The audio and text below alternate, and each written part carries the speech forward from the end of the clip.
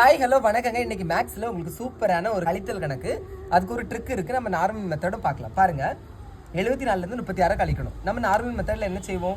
4 இருந்து 6 கழிக்க முடியாது. அப்ப என்ன பண்ணுவோம்? இங்க 7 இருந்து 1 கடை வாங்குவோம். அப்ப என்ன வரும்? 6. இது எத்தனையா மாறும்? 14 மாறும். என்ன 14 இருந்து 6 கழிச்சா எத்தனை? 8. கழிக்க தெரியுமா?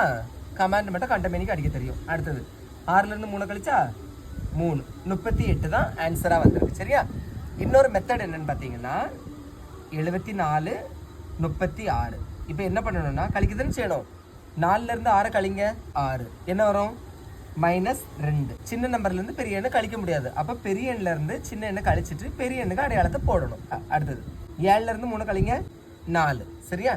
இந்த 4 இருக்கா? இந்த 4 முழு நம்பரா மாத்துங்க. 40 கழித்தல் 2 என்னது? 38.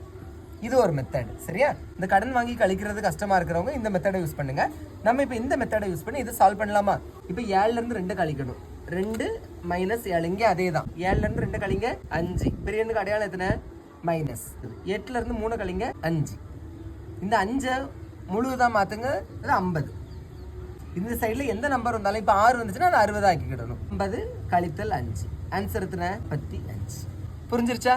இதை சால்வ் பண்ணி என்ன செய்யுங்க? கமாண்டை ஆன்சர்ல பண்ணுங்க. சரியா? தெரிஞ்சவங்க கம்முன்னு உட்காருங்க, தெரியாதவங்க தெரிஞ்சுக்கோங்க. ஓகே, அப்படி செலக்ட் பண்ணுங்க. தேங்க்யூ.